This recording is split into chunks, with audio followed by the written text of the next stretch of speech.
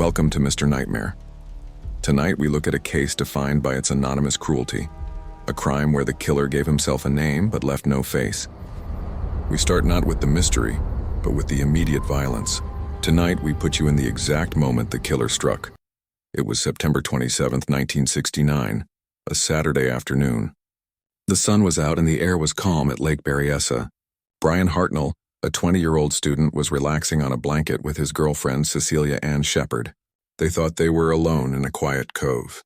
Then a figure emerged from the trees. He wasn't a hiker. He was wearing a dark homemade hood and vest that covered his entire head. Across his chest was a strange white symbol, the crossed circle. In his hand he held a gun. Brian thought it was a sick joke, a bad prank, but as the man approached, the situation became instantly clear.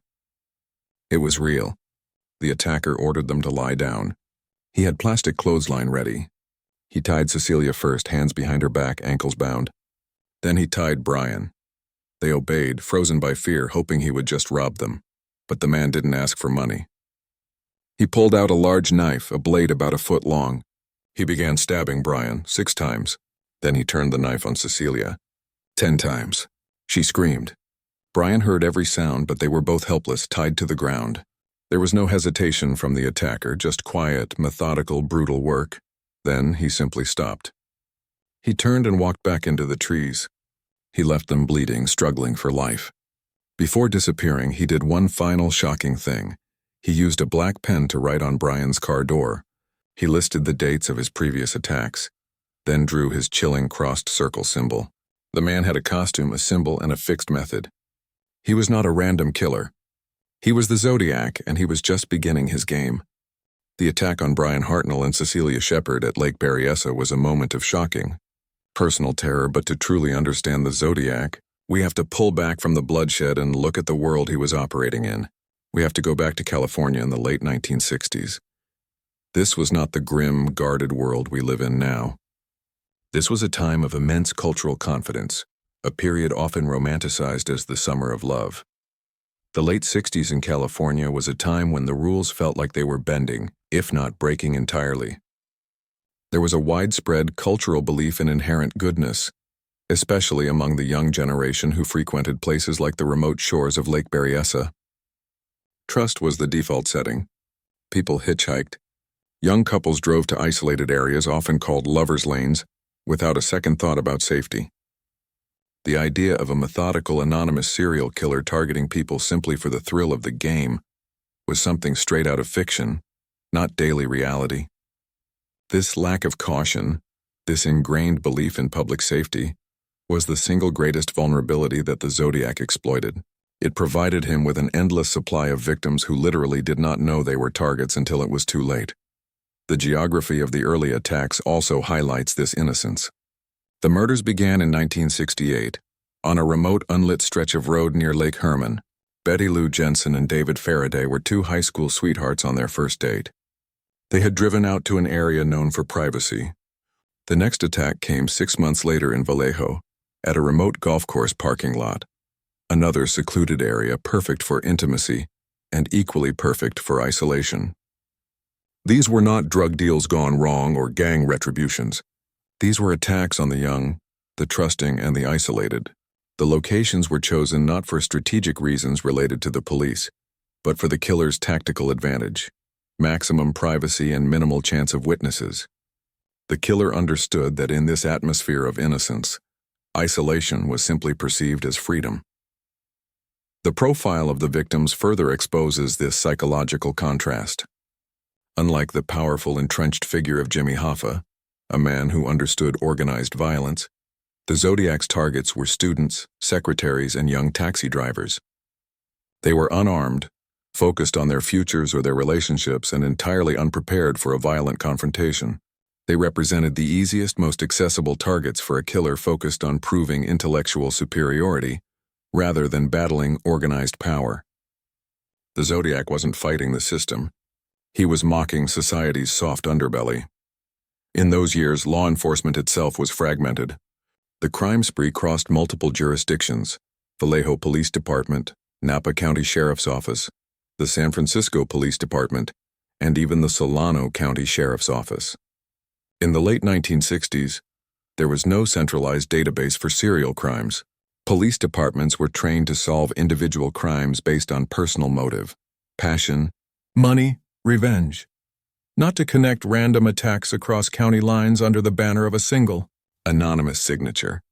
The failure to immediately recognize the pattern, to understand that these were connected acts of terror, gave the killer crucial time to escalate and perfect his method. The police were searching for a typical criminal profile, but the Zodiac was something new. A killer who was leveraging the lack of communication between departments as part of his game. Even after the first two attacks, the police still believed they were dealing with local incidents of youth violence. There was no widespread public panic, no large-scale interagency task force. This period of denial, this institutional rationalizing the anomaly, a theme we explore further in Part 4, was the essential window the Zodiac needed. He understood that society's institutions moved slowly, and that the media's appetite for a unified, terrifying narrative was insatiable. He waited for the right moment after his second confirmed attack to force the issue. He knew he had to establish his rules, his name, and his control over the narrative. The innocence of the California coast in 1969 created the perfect vacuum for the Zodiac's terror. It was a world ripe for disruption, where anonymity was still possible, and where a man with a hood and a symbol could hold multiple communities hostage simply by sending a letter. The setting of this story is not just a place.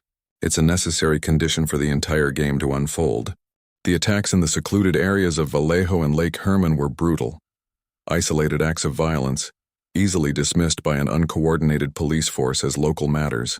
However, the killer had a far grander plan than simply accumulating victims. He did not want to be a local statistic. He wanted to be a legend.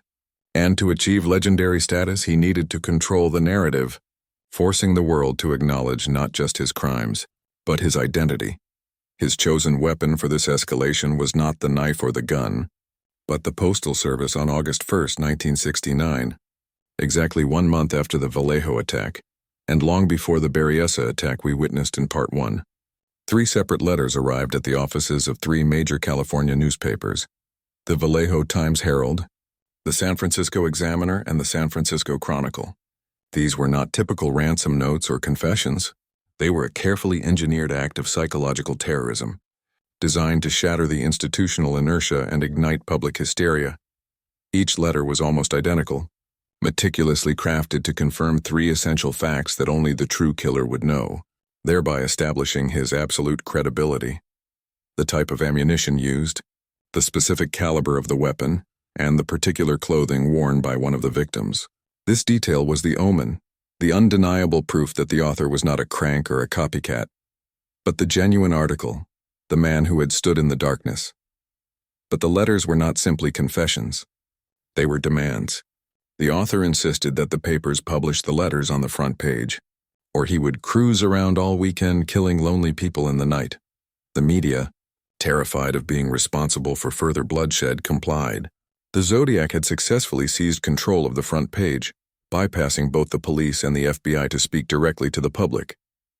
He had, in effect, declared war on the entire state of California, setting the rules for his game. Silence leads to death. The most disturbing element of these first letters was not the threats, but the attachment that came with them. Along with the typewritten text was a complex, seemingly meaningless grid of symbols, a cipher, roughly 408 characters long. The killer explicitly stated that this code contained his identity. He challenged the world, the police, the military, cryptographers, and the public to solve it, claiming that if his name were deciphered, the authorities could stop him. This was the ultimate taunt, the ultimate act of intellectual arrogance. The Zodiac had turned the act of investigation into a public, humiliating competition. The publication of the letters and the cipher caused immediate, widespread panic. The media, which the killer had manipulated into being his personal bulletin board, now fanned the flames of fear. Suddenly, the isolated incidents became a single monstrous entity, the Zodiac. The anonymity of the killer, protected by his code and his lack of motive, became a terrifying, pervasive fear. Every dark street corner, every isolated car, every unusual sound was now associated with the man in the hood. The police response was one of initial humiliation and subsequent fury. They were forced to scramble resources, not just to investigate the murders, but to dedicate entire teams to cracking the cipher, diverting manpower and focus from traditional fieldwork. The killer had successfully weaponized cryptography against law enforcement. The most crucial breakthrough in this sudden media frenzy did not come from the police, but from an ordinary couple, Donald and Betty Harden, a high school history teacher and his wife from Salinas. Working feverishly over the weekend, the Hardens successfully cracked the 408-character cipher. The solution revealed not a name, but a horrifying, rambling manifesto, a confirmation of the killer's nihilistic motivation. The decoded message was a masterpiece of cold, detached, psychological horror. It detailed the killer's belief that killing provided him with a profound enjoyment that transcended sex, and his chilling claim that the people he killed would be his slaves in the afterlife. This was the definitive evidence that the killer was driven by an internal, unique delusion, separating him entirely from conventional criminal motives. It meant there was no leverage, no negotiation, and no way to reason with his specific form of madness. The code had spoken, and it had confirmed the deepest fears of the investigators. They were dealing with a force driven by pure, internal ego and a terrifying belief system. The first letter was the true turning point in the Zodiac saga. It marked the transition from isolated local crime to a full-blown national crisis. The Omen was delivered not by a prophet, but by a self-appointed executioner, who used ink and paper to declare himself the ultimate authority in a deadly game with no set rules. The hunt was officially on, not just for a killer but for a hidden identity concealed within a language only he truly understood. The solution to the Zodiac's first cipher, Part 3, revealed not his name but his horrifying intent. He was killing for the sheer enjoyment and believed his victims would serve him in an afterlife. This message, confirmed and published, should have sparked immediate unified panic and action. Instead, the police response across California was initially defined by bureaucratic chaos, institutional friction, and a psychological defense mechanism. The urgent need to rationalize the anomaly rather than accept the terrifying new reality. In 1969, police work was intensely local. There were no shared databases, no immediate digital link-ups, and no standard protocol for linking random murders across different counties. The case was fractured immediately. The Vallejo Police Department, VPD, held the files on the Lake Herman and subsequent Vallejo attack. The Napa County Sheriff's Office dealt with the Lake Berryessa stabbing, Part 1. Crucially, the letters, the Zodiac's primary communication, landed in San Francisco, falling under the jurisdiction of the San Francisco Police Department, SFPD. This created an inherent, paralyzing conflict. Each department had its own chief, its own culture, and its own deep-seated reluctance to share resources or, more importantly, credit for solving a major case. The VPD insisted the crimes were isolated acts of local violence, perhaps a spree by a single unstable individual. The SFPD, receiving the bomb threats and ciphers, focused on the letters as potential hoaxes, unwilling to divert massive manpower to an anonymous threat that had not yet shed blood on their city streets. It was easier and psychologically safer for each department to believe the other was dealing with a peripheral matter, an amateur prankster taking credit for the acts of a lone madman. This reluctance was amplified by the nature of the killer. The Zodiac did not fit any established criminal profile. He was not killing for money, passion, or revenge. The concept of an anonymous figure driven solely by the need to play a game with law enforcement was alien to the police training of that era. Investigators were trained to look for motive. When motive was absent, the institutional reflex was to dismiss the source of information, the letters, as unreliable. They initially rationalized the anomaly by suggesting the killer had been caught or killed after the second attack, and the letters were simply the work of a hoaxer capitalizing on the media frenzy. The media, ironically, was the one factor that prevented this institutional denial from completely stalling the case. The Zodiac had masterfully weaponized the newspaper's appetite for sensation. His demand that the cipher be published was a direct challenge to the establishment, and the newspaper's immediate compliance humiliated the police. Investigators were now forced into a reactive posture, chasing the killer's narrative rather than leading their own. Every time the killer communicated, the police lost control of the public perception. The fear was spreading across California, yet the police response remained frustratingly fractured. The failure to unify the investigation quickly had immediate, severe consequences. Crucial early evidence was mishandled because departments weren't sharing detailed protocol. Leads that were dismissed in one county as irrelevant were potentially vital in another. The lack of a central command allowed the Zodiac to continue his game unchallenged for a crucial period. The killer knew the institutional weaknesses better than the institutions knew themselves. He understood that a fractured police force operating in a culture of fragmented information sharing was the perfect environment for a serial killer whose primary goal was fame through anonymity. It took immense pressure from the public and the state government to slowly, grudgingly force the agencies to work together. Detectives like Dave Toschi of the SFPD, who recognized the unique, terrifying nature of the threat, had to battle their own superiors' reluctance to admit the scale of the problem. Admitting they were chasing a highly intelligent, unprofiled killer who communicated in complex codes meant admitting they were facing a crisis beyond their current institutional capability. The rationalization provided a comforting shield of denial, but the terror created by the killer's pen and cipher slowly eroded that shield, piece by agonizing piece. The anomaly was simply too profound to ignore. By the time the agencies truly united, the killer had already disappeared back into the shadows, leaving behind nothing but the chilling promise of his return. The Zodiac's letters, Part 3, broke the bureaucratic deadlock that was hamstringing the police. Part 4. The law enforcement agencies were forced to accept the undeniable, horrifying truth. They were dealing with a single, calculating killer who was not interested in typical criminal negotiation. Their immediate, most pressing challenge was the cipher, the 408 distinct symbols attached to the killer's first letters. This grid of characters, which the killer boasted contained his identity, was the very first piece of the puzzle that was a direct dialogue with the world. The cipher itself was a profound insult to law enforcement. The killer was demonstrating intellectual arrogance, treating the murder investigation like a classroom challenge. Cryptographers from the FBI and Navy were immediately called in, but the initial analysis was confusing.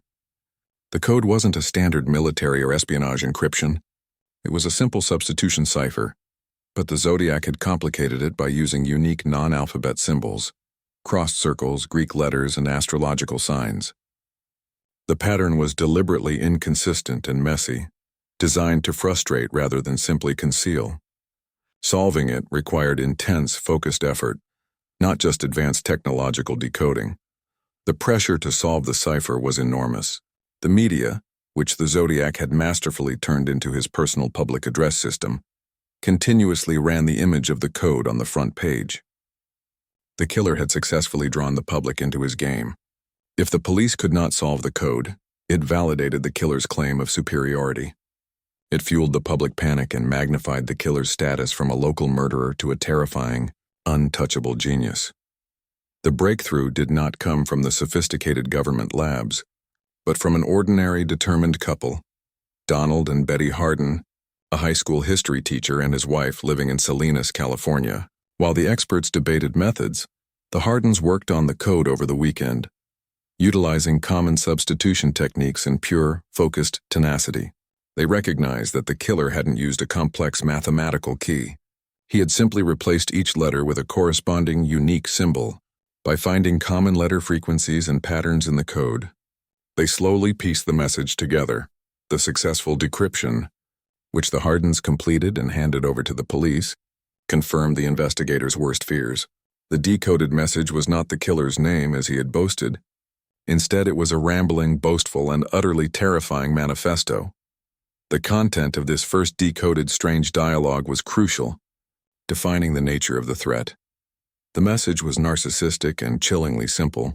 I like killing people because it is so much fun. It is more fun than getting your rocks off with a girl. The best part of it is that when I die, I will be reborn in paradise and all the people I have killed will become my slaves. This was the killer's true voice, his terrifying motive laid bare. It wasn't about money, passion, or revenge. It was about control, pleasure, and eternal reward. The message removed the possibility of negotiating with the killer. He was operating under a unique, philosophical delusion that fundamentally separated him from every other criminal profile the police were trained to recognize. The Zodiac was not afraid of death. He embraced it as a doorway to paradise, and he saw his victims not as people, but as commodities for his afterlife. The phrase, "it is more fun than getting your rocks off with a girl," provided a crucial, albeit disturbing, insight. It suggested the killer was likely a man struggling with profound sexual dysfunction or inadequacy, compensating for his personal failures with the ultimate act of power over life and death. The killings were a substitution, a twisted, narcissistic pleasure that fueled his sense of self-worth. The decoded cipher served multiple functions for the police. Confirmation. It confirmed definitively that the person writing the letters was the true killer, linking the handwriting and the cipher to the scene of the crimes. Motive profile. It immediately established the motive as delusional and driven by ego, forcing investigators to seek a unique psychological profile rather than a typical revenge or financial motive. The game's rules. It reinforced the idea that the killer saw the entire investigation as a game designed for his entertainment, placing the public and the police in the role of pawns. The deciphered message was immediately publicized, fulfilling the killer's demand, but further escalating the public fear. The Zodiac had stripped away the police's ability to control information and had successfully asserted himself as a terrifying, anonymous figure of national dread. The cipher speaks, and its dialogue confirmed that they were not hunting a man. They were hunting a monster driven by a philosophical need for power over the innocent. The information was terrifying, but it finally gave the police a profile to pursue, setting the stage for the hunt for physical evidence. The solution to the Zodiac's first cipher, Part 5, confirmed his motive: narcissistic pleasure and a delusion of eternal control. With the killer's philosophical intentions laid bare, the police were forced to pivot. They had the killer's words, now they needed his physical presence. The hunt shifted from abstract cryptography back to the ground, focusing on the highly unusual physical evidence the killer had left behind: the costume and the symbol. The Zodiac was a visual terrorist. He understood that a powerful image travels faster and implants deeper than any paragraph of prose. The clearest visual evidence came from the Lake Berryessa attack, Part 1, witnessed by the surviving victim, Brian Hartnell. Brian's description was chillingly specific, cementing the killer's brand into public consciousness. The figure was not wearing common criminal garb. He was wearing a meticulously crafted executioner's costume. This ensemble was the central piece of the strange visual evidence. It consisted of dark trousers and a black hooded garment, a kind of cowl that completely obscured his face. It was deliberately theatrical, almost medieval. The most striking detail was the bib-like panel sewn onto the front of the garment, upon which the infamous symbol was displayed, a white circle with a black cross overlaying it. This was the killer's insignia, a badge of utter detachment and control. The construction of the costume suggested time, effort, and calculation. It was not impulsive. A man who takes the time to sew a costume for murder is a man who is planning an experience, not just committing a crime. The paradox of the visual evidence was immediate. The costume was visually loud but physically quiet. On one hand, the visual information was incredibly rich. The police could immediately create a profile of a killer who was organized, arrogant, and obsessed with anonymity. The use of the crossed circle symbol, which immediately brought to mind astrological signs, although the killer's use of it was unique, created the unforgettable name, the Zodiac. This name, far more compelling than the killer of Vallejo, gave the investigation a central, unified focus, which was exactly what the killer wanted. He successfully rebranded himself from a local murderer into a national psychological threat. On the other hand, the costume was the ultimate anti-forensic tool. The hood and the garments were designed specifically to prevent the transfer of crucial physical evidence. They blocked the shedding of hair and fibers, the typical breadcrumbs left behind in violent crime. The killer's method of attack, knife at Berryessa, guns at the other sites, ensured minimal skin contact. He was visually daring, yet physically invisible. Following the Berryessa attack, the investigation received an even clearer piece of visual evidence, albeit tragically, a description of the killer without the costume. On October 11, 1969, the Zodiac struck again, this time within the jurisdiction of San Francisco, murdering taxi driver Paul Stine. This was a critical error on the killer's part. He chose an urban setting, and several teenagers witnessed a white man wiping down the inside of the taxi and walking away. This led to the creation of the most famous Zodiac composite sketch: a man with glasses, a distinctive receding hairline, and a heavy-set build. The composite sketch immediately flooded every newspaper and television screen in California, becoming the most widely distributed visual evidence in the case. The police, finally equipped with a face, received thousands of tips. The visual evidence was finally leading the investigation, but it created an entirely new set of problems. The sketch, though helpful, was the creation of panicked witnesses. It was an imperfect two-dimensional rendering of a man who remained a ghost. The deluge of tips that followed the sketch was overwhelming and, ultimately, crippling. Everyone saw the killer in their neighborhood, their boss, their friend. The very visibility of the sketch generated enormous noise, false leads, misidentifications, and crank calls that diverted immense manpower and resources. The visual evidence, meant to narrow the scope, ironically broadened it to the entire male population of California. The killer had successfully weaponized the media twice, once with his letters and now with his image. The lack of conventional physical evidence, however, was the most frustrating paradox of all. At the Stine taxi murder, the closest the police ever got to the killer, the assailant failed to completely clean the scene. Police found latent fingerprints and palm prints. They found fibers, but decades of forensic work proved that these prints and fibers did not belong to any of the major suspects or to any identified criminal in the system. The prints, though real, did not lead to an identity. The very limited physical evidence available was either useless or belonged to an individual who had no prior criminal record, the perfect, anonymous citizen. The Zodiac was a master manipulator of perception. He ensured that his presence was defined by symbols and statements, not by biology or conventional physical traces. He created a visual identity that generated panic, then ensured that the physical person behind the image remained invisible. The hooded figure was the face of terror, but that face provided no name and no definitive answers, setting the stage for the crucial final escalation of the game.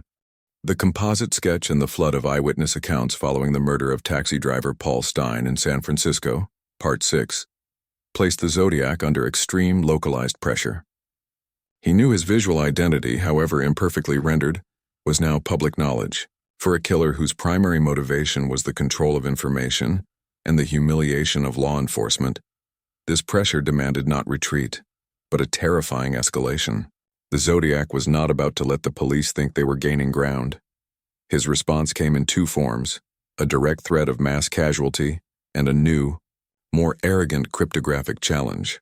On November 8, 1969, the San Francisco Chronicle received a new letter from the Zodiac. This time, the envelope contained more than just a boast or a simple cipher. It contained a specific, terrifying threat, directed not at victims in isolated cars but at the general public, the children of San Francisco. The killer declared that he planned to target a school bus. He detailed his method with chilling precision, claiming he would use a high-powered rifle to shoot out the front tire of a bus as it drove down a steep hill. As the bus became disabled, he would systematically shoot the children as they exited the vehicle. He even timed his potential strike to take place before police could arrive. This was the moment the Zodiac shifted from serial murderer to domestic terrorist. The fear was no longer confined to isolated lovers' lanes. It entered the homes and schools of every family in the Bay Area. The threat of the school bus bombing was a calculated move to maximize panic and demonstrate his superior reach. The previous murders were terrible, but their impact was limited to the crime scenes and the families involved. The school bus threat was systemic. It targeted the most vulnerable population in the most public way. The police and school administrators were plunged into immediate crisis. School buses across the region were immediately put under armed guard. Parents kept their children home. The killer had successfully shut down a segment of public life, proving his ability to influence daily decisions through fear alone. The second part of the letter, and the true mark of his intellectual arrogance, was a new, small cipher. It was only 13 characters long, designed in the same substitution style as the first, and directly addressed the investigation's failure to capture him. Above the code, the killer wrote the phrase, "My name is." This was the ultimate taunt. The killer, under intense pressure from the Paul Stine composite sketch, offered to hand over his identity, the one thing the police desperately needed, but only if they could solve this new, smaller, and superficially easier code. The message was a direct declaration to the entire investigation. You have my face, but you don't have my name. I will give you my name, but only if you can prove you are smart enough to take it. The new cipher, now infamously known as the Z13 cipher, consumed the cryptographers. The expectation was that a smaller code would be easier to break. In reality, the reverse was true. Shorter ciphers lack the repetition and volume needed for frequency analysis, the very tool the Hardens used to crack the Z408.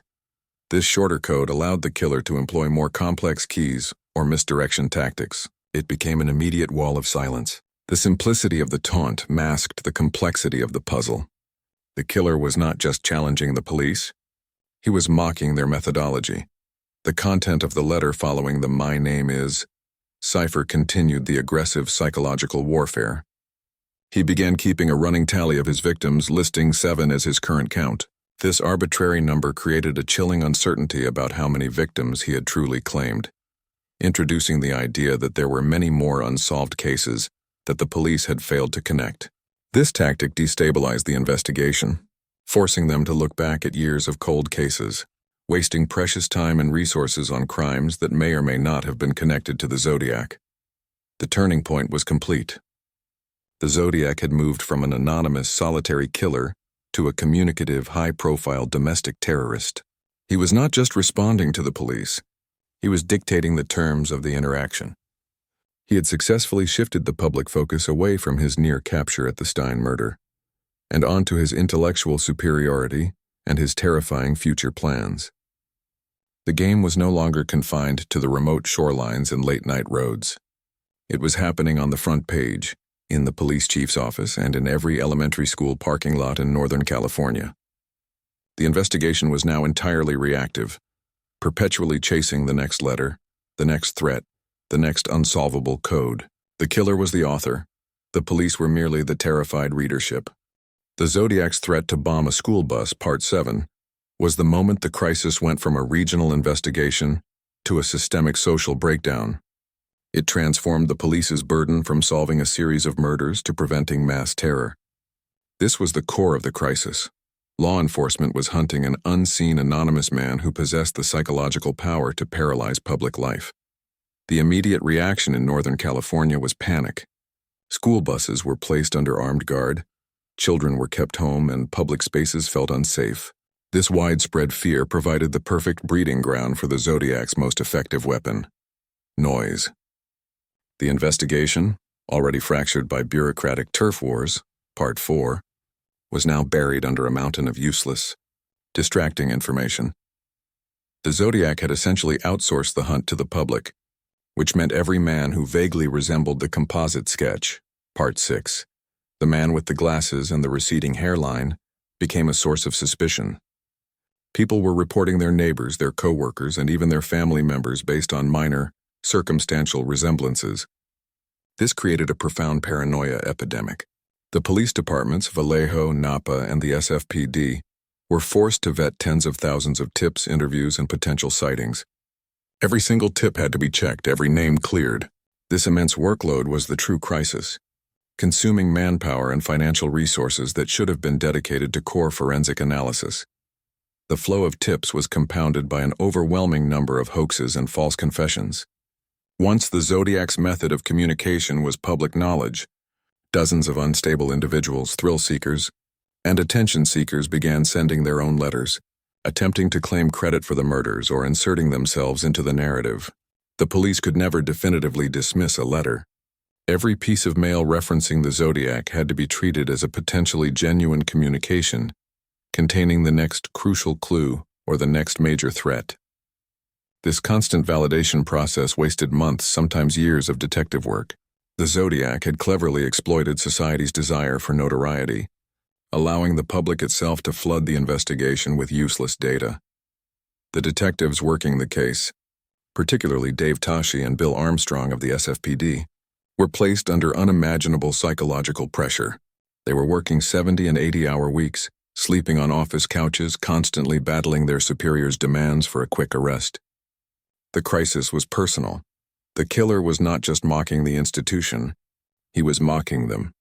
The Zodiac letters often directly addressed Toshi, praising his efforts while simultaneously taunting his inability to catch him. This direct personal psychological warfare led to immense burnout, frustration, and the slow erosion of the detectives' professional confidence. They were fighting a ghost who knew their names while they knew nothing about his. Furthermore, the basic challenge of profiling the killer led to investigative paralysis. The psychological profile, derived primarily from the Cipher, Part 5, suggested a man who was highly intelligent, organized, meticulous, and obsessed with social control, yet lacking a strong connection to reality, delusional. The physical evidence suggested a man who was average height, heavy-set, and seemingly ordinary. The intersection of these two profiles, highly intelligent but utterly unremarkable, meant they were looking for a suspect zero, a man with no prior record, no history of institutionalization, and no reason to draw attention to himself until he chose to. They were hunting a perfect blank slate. The investigation was locked in a permanent defensive stalemate. The resources were being exhausted on the noise, hoaxes, and false leads, while the signal, the crucial evidence, remained locked in the killer's anonymity. The FBI and local forces poured millions of dollars into forensic handwriting analysis, latent print comparisons, and cryptography. Yet the killer's discipline in avoiding conventional evidence, fingerprints, hair, blood, rendered all these expensive efforts largely ineffective. The crisis point was the moment the investigators realized the killer had won the war of attrition. He had successfully demonstrated that he could generate fear and chaos faster than they could process clues and restore order. The school bus threat passed without incident, but the damage was done. The Zodiac had shown he could strike anywhere, anytime, protected by the very complexity and volume of the game he had created. The police departments, exhausted and humiliated, were eventually forced to reduce their active manpower on the case, a silent, painful admission that the search for the unseen killer had reached a permanent standstill. The overwhelming chaos of the investigation, Part 8, flooded by hoaxes and false leads, forced detectives to change tactics. They realized that chasing every new clue was futile. They needed to pivot their resources onto a single solid candidate, a suspect who fit the timeline, the profile, and the sheer audacity of the killer. The search finally narrowed, and the focus landed heavily on a man who, to this day, remains the most compelling and frustrating suspect in the Zodiac saga: Arthur Leigh Allen. Allen's name first surfaced in the investigation in late 1971. He was brought in after a tip from a friend and fellow teacher, who remembered Allen discussing his interest in the very crimes that were plaguing the region. The subsequent investigation into Allen's life and background delivered what felt like an immediate, shocking revelation to the lead detectives. On paper, Allen was a near-perfect match for the killer's broad, psychological profile. Allen was a troubled former Navy man and a disgraced elementary school teacher who carried a history of unusual behavior and brushes with the law. His background was marked by a deep-seated resentment and a profound sense of failure, fitting the profile of a man compensating for inadequacy through violence and control. He lived in Vallejo, the epicenter of the early Zodiac attacks. He owned a cabin near Lake Berryessa, Part 1. He had a known morbid fascination with the film The Most Dangerous Game, where humans are hunted for sport, a concept terrifyingly echoed in the Zodiac's letters that referred to his victims as slaves. The circumstantial case that immediately convinced many detectives was staggering. Allen possessed items that aligned eerily with the killer's known methods and threats. He owned a typewriter, similar to the one used in the letters. He was known to carry a large hunting knife and possessed a gun that could have matched one of the murder weapons. Crucially, Allen had purchased the specific type of boot worn by the killer in one of the crime scenes. When questioned, his alibis were often thin and his behavior was evasive. He confessed to fantasies about attacking young couples and constructing explosive devices, fitting the Zodiac's threat to bomb a school bus. Part 7. For detectives like Ken Narlow of the Napa County Sheriff's Office and the legendary Dave Toschi, the search was over. They had their man. However, the agonizing nature of the revelation was that it was incomplete. The psychological and circumstantial truth was betrayed by the hard, cold science. The Zodiac had anticipated the police's reliance on conventional evidence and executed his plans with a meticulousness that allowed him to slip through the system's scientific net. This became the final, painful stalemate. They knew the killer, but they couldn't prove it.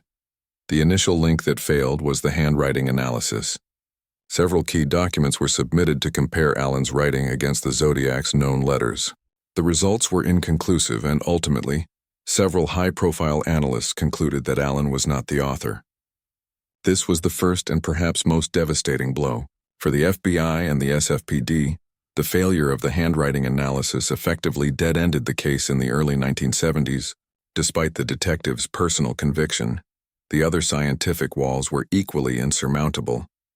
The partial fingerprints recovered from the Paul Stein taxi, Part 6, and other scenes did not match Allen's prints.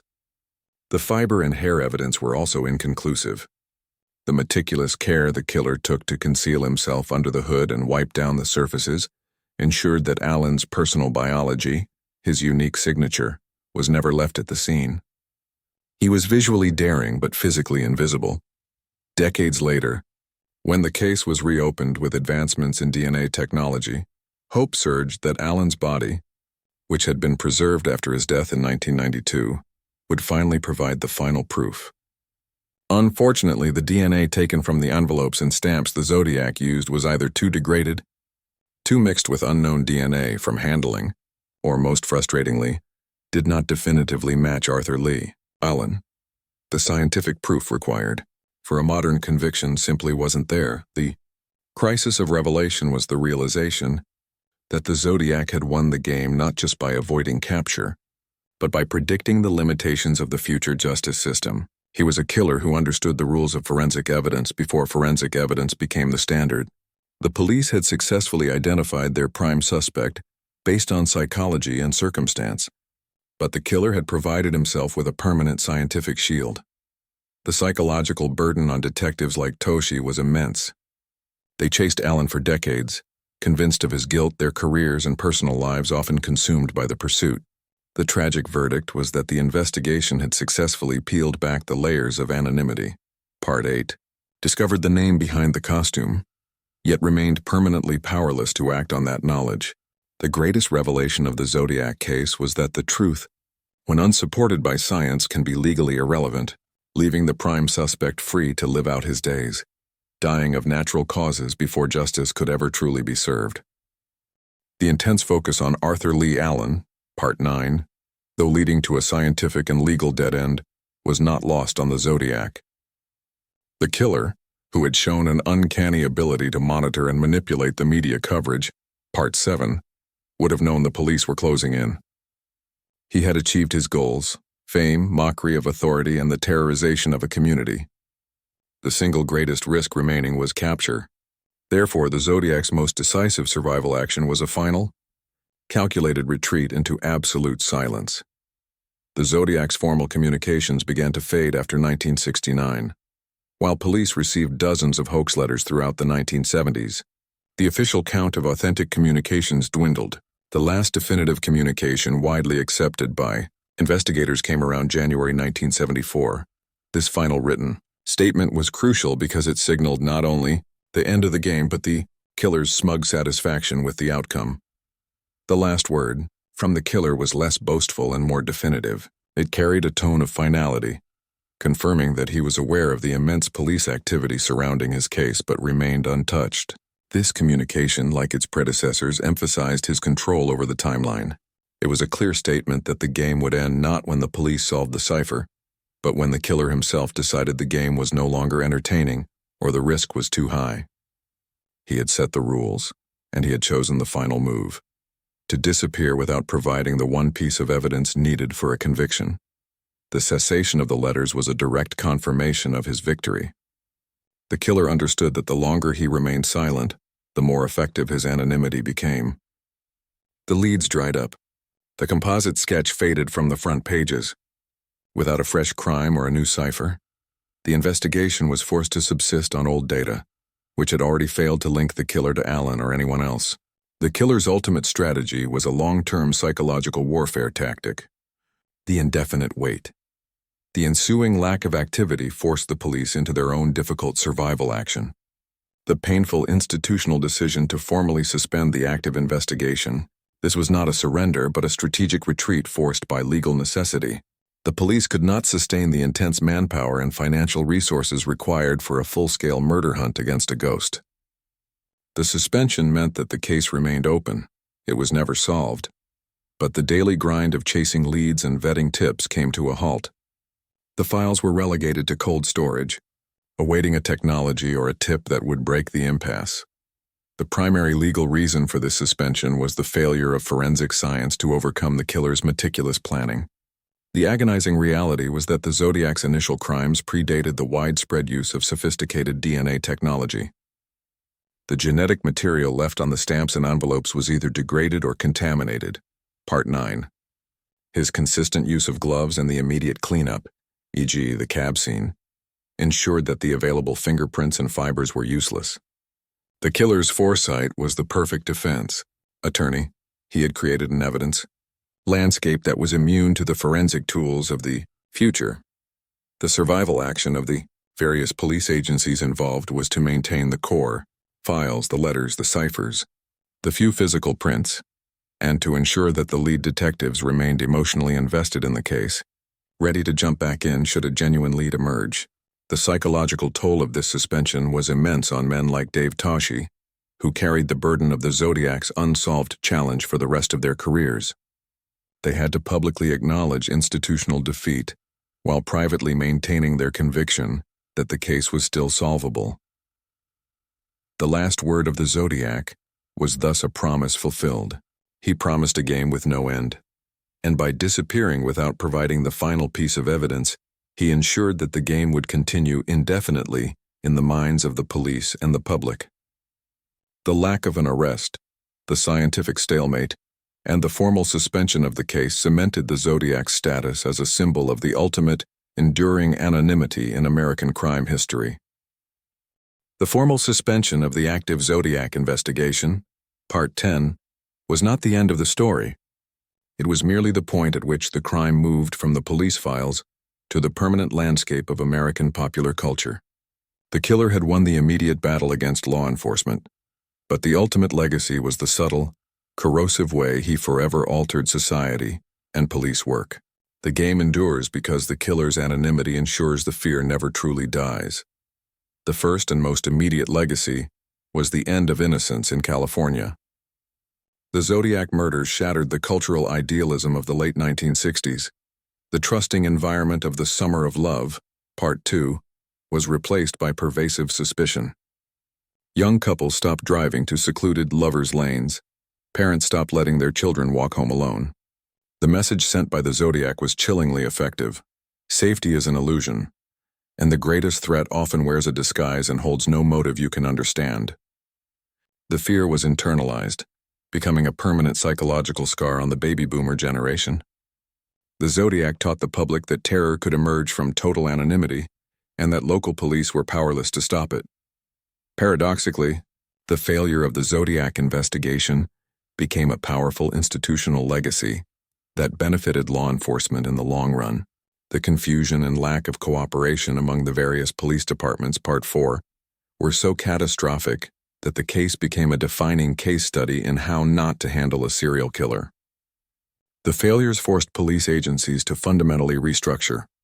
Firstly, the case highlighted the urgent need for interagency communication and the creation of protocols for linking crimes across different counties, which eventually led to better centralized databases and task forces. Secondly, the Zodiac's psychological warfare emphasized the need for criminal profiling. The FBI's behavioral science unit gained significant momentum because traditional detectives had no language to describe a killer driven by ciphers and fame. The need to understand the why of the Zodiac fueled the science of psychological profiling in the 1970s. The killer's meticulousness, which protected him, ultimately pushed law enforcement forward. The most profound part of the Zodiac's legacy is the fulfillment of his goal: immortal celebrity fueled by a permanent unsolved status. The lack of a conclusion ensures continuous media coverage. Decades of books, documentaries, and feature films like the high-profile 2007 film have cemented the killer's persona as an iconic figure of American true crime. This ongoing public obsession grants the killer the fame and control he craved. Part 7. The Zodiac did not need to survive to be famous.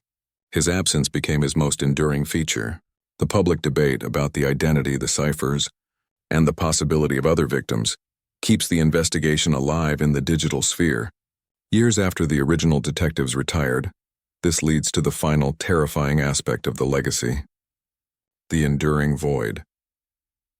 The most likely scenario is that the Zodiac, whether it was Arthur Leigh Allen, Part 9, or someone else entirely, simply stopped killing and melted back into society, living out his life as a quiet, ordinary citizen, protected by his perfect anonymity. The possibility that the killer lived a normal, quiet life in a suburban home for decades, reading his own headlines and mocking the detectives who hunted him, is the ultimate chilling realization. It means the killer fully achieved his goal, escaping justice and maintaining his psychological superiority. The case remains technically open with various police agencies, maintained by cold case teams, who still hope that modern DNA technology will eventually provide the definitive link needed for the conviction that eluded Dave Toschi and Bill Armstrong. But until that day comes, the Zodiac's game endures. It remains a permanent, terrifying reminder of the destructive power of anonymity, the limitations of justice, and the horrifying success of a killer who understood that the greatest terror lies not in the violence itself, but in the silence that follows. The journey through the Zodiac Killer's files is ultimately a journey through the failure of conventional justice. We have followed the timeline from the shock of the cold open, Part 1, to the frustrating suspension of the hunt, Part 10. We have analyzed the terrifying game of codes, Part 5, and the agonizing, incomplete revelation of the prime suspect, Part 9. Now, decades after the last confirmed letter was sent, the question remains: who won? The verdict of history is a difficult one to accept, but it is clear: the Zodiac won. The killer's victory was not measured in the number of victims he claimed, but in the complete, enduring success of his anonymity. He forced a massive, multi-jurisdictional investigation to formally surrender to an invisible opponent. He achieved the ultimate goal of any figure obsessed with notoriety. He became an immortal legend without ever having his real name attached to his horrific acts. His legacy is the terror of the unknown. The true genius of the Zodiac was his understanding of institutional weaknesses. He knew that police departments lacked the technology and the communication framework to link isolated attacks, Part 4. He knew that a simple, non-standard cipher could paralyze the world's best cryptographers, Part 5.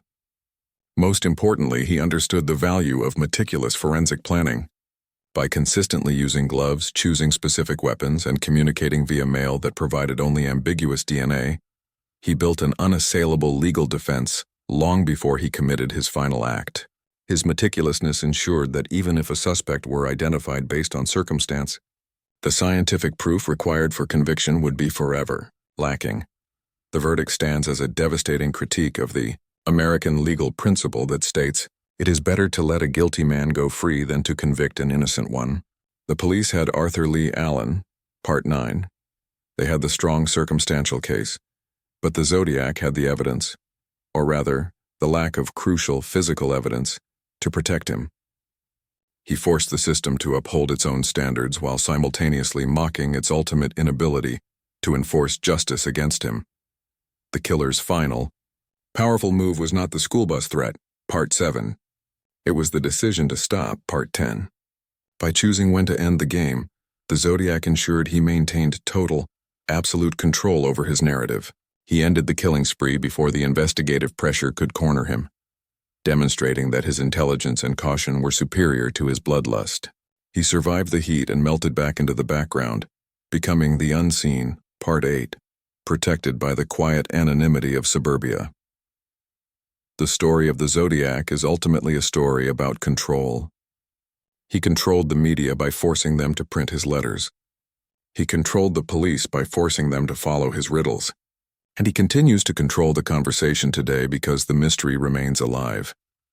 The final question that remains for history is the nature of his ending. Did he die a quiet, unheralded death, taking his secret to the grave? Or did the game simply stop being fun? For those who lived through the fear, the answer doesn't matter as much as the certainty that he successfully completed his goal. He won the game, and he will continue to live on as the most terrifying, anonymous figure in the annals of true crime. The rules of his game stipulated there would be no end, and he delivered. This case remains open, a scar on the history of justice and a perpetual reminder of the destructive power of anonymity. The Zodiac taught us that sometimes the most successful criminals are not those who are the most powerful, but those who are the most patient and the most meticulous. He is the ultimate ghost. But the discussion doesn't have to end here. The mystery endures because we, the audience, refuse to let it die. What is your final verdict? Do you believe the evidence points irrevocably to Arthur Leigh Allen? Or do you believe the Zodiac was someone else entirely? Someone we have never even considered? Do you think the true crime unsolved case will ever be solved by modern science? Let me know your theories, your most convincing arguments, and your insights in the comments below. Your voice against the silence is what keeps the truth fighting against the darkness. And if you dare to delve deeper into the cold, calculated terror of the Zodiac's files and other terrifying mob hits and unsolved mysteries, make sure you hit that subscribe button and turn on notifications. Don't let the killer's silence win. This is Mr. Nightmare signing off.